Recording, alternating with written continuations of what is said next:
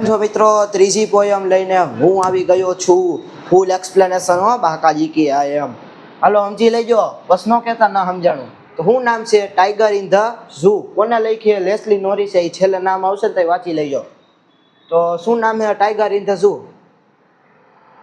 પહેલી લાઈન શું કીધી he stalks in his vivid stripes the few steps of his cage on pads of velvet quiet in his quiet rage તો શું કહે છે stock એટલે એક ધારું જોવું બરાબર આપણે કંઈક વસ્તુ જોવી એને કહેવાય સ્ટોક તો એ શું એ સ્ટોક કરે છે ક્યાં સ્ટોક કરે છે તો એને કેજમાં બંધ કર્યો હોય ત્યાં સ્ટોક કરે છે કેજ તો બહુ મોટું ન હોય બરાબર જંગલ જેવડું તો હોય નહીં કેજ નાનકડું હોય એટલે એમાં જે લિમિટેડ જગ્યા હોય એની પાસે એ સ્ટ્રાઇપ્સ જે હોય કેજના જે બાર્સ હોય એને સ્ટોક કરે છે અને એ જે કેજની જે લેન્થ હોય નાની એવી એમાં કન્ટિન્યુઅસલી હાલે છે on the pads of velvet quiet in his quiet rage હવે શું કીધું ક્વાઇટ રેજ એટલે કે શાંત ગુસ્સા હવે એવું ક્યાંય હોતું હોય છે પણ પોએટિક ડિવાઇસ છે આપણે પોએટિક ડિવાઇસની રીલ બનાવશું ત્યારે હું તમને બધા પોએટિક ડિવાઇસ કવર કરાવી દઈશ બરાબર અત્યારે આપણે રહેવા દઈએ આને તો ઇન હિઝ ક્વાઇટ રેજ એટલે કે એ એની અંદરનો જે ગુસ્સો છે એ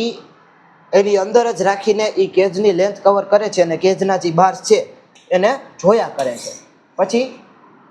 પોએટ શું કહે છે કે એ કેજમાં છે પણ એ એકચ્યુઅલીમાં હોવો ક્યાં જ હોય તો એ કે he should be lurking in shadow sliding through long grass તો કે ઝાડવાની જે શેડો હોય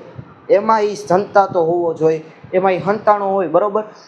એ જંગલમાં હોવો જોઈએ તો એ ઝાડવાને છાયામાં હંતાયેલો હોવો જોઈએ સ્લાઇડિંગ થ્રુ લોંગ ગ્રાસ એટલે કે જે ઘાસ હોય જંગલમાં તો મોટી મોટી ઘાસ હોય ગમે ત્યાં ગ્રાસલેન્ડ્સ કે એવું કંઈક હોય તો મોટી ઘાસ હોય તો એમાંથી પસાર થતો હોવો જોઈએ નિયર ધ વોટર હોલ તો ક્યાં હોવો જોઈએ તો કે પાણીનો જે ઝરણો હોય કાં પાણી જે બધા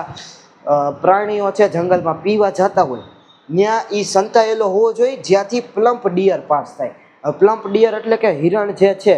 જ્યાંથી પાણી પીવાનું છે ત્યાંથી પાસ થતો હોય તો ટાઈગર શું કરે ઝાડવાની પાછળ હંતાઈ જાય અને જ્યારે એ ડિયર આવે ત્યારે એની ઉપર શું કરે ધાવો બોલી ખાવા તો જોઈ ને બધાને આ એમ પછી he should be snarling around houses snarling એટલે ટાઈગર જે રોર કરે એને સ્નેલ કહેવાય કે ટાઈગર સ્નેલ કરે છે રોર કરે છે બરાબર તો he should be snarling around houses at the jungle's edge એટલે કે જંગલનો જે ખૂણો હોય આપણે કેમ ગામમાં પાદર હોય એમ જંગલનો જે ખૂણો હોય જ્યાં ગામડું સ્ટાર્ટ થતું હોય ત્યાં એ શું કરતો હોવો જોઈએ સ્નેલ કરતો હોવો જોઈએ baring his white fangs his claws અને ટેરરાઇઝિંગ ધ વિલેજ એટલે કે ગામ જ્યાં જંગલ આપણે એન્ડ થતું હોય બરાબર ત્યાં ગામ સ્ટાર્ટ થાય બરાબર જંગલ જ્યાં એન્ડ થતું હોય ત્યાં તો એ શું કહે છે પોએટ શું કહે છે તો કે ત્યાં એ સ્નેલ કરતો હોવો જોઈએ અને જે વિલેજમાં જે લોકો રહેતા હોય એ લોકોને બીવડાવતો હોવો જોઈએ તમારા ગામમાં હું વાઘ ઘરી જાય તમને બીક ન લાગે જ ને હા એવી રીતે પછી but he is locked in a concrete cell his strength behind bars stalking the length of his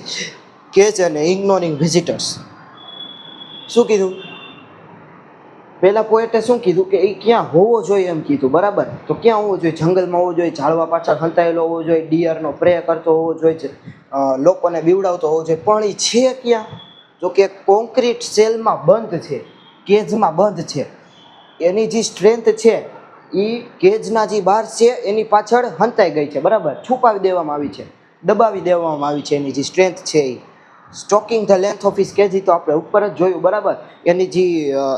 કેજની જે લેન્થ હોય એને એ જોયા કરે છે એના બાર્સને જોયા કરે છે ને કન્ટિન્યુઅસલી હાઈલા કરે છે અને ત્યાં જે વિઝિટર્સ આવતા હોય બરાબર ટાઈગર્સને ક્યાં બંધ કરે ઝૂમાં જ બંધ કરે ને તો ઝૂમાં જે વિઝિટર્સ આવતા હોય એને એ શું કરે છે ઇગ્નોર કરે છે વિઝિટર્સ એને ખૂબ ધ્યાનથી જોતા હોય પણ એ વિઝિટર્સને ઇગ્નોર કરે છે he hears the last voice at night હવે એ છેલ્લો અવાજ ક્યારે સાંભળે રાતના સાંભળે તો પણ શેનો સાંભળે તો કે પેટ્રોલિંગની જે કાર્સ હોય એનો અવાજ સાંભળે અને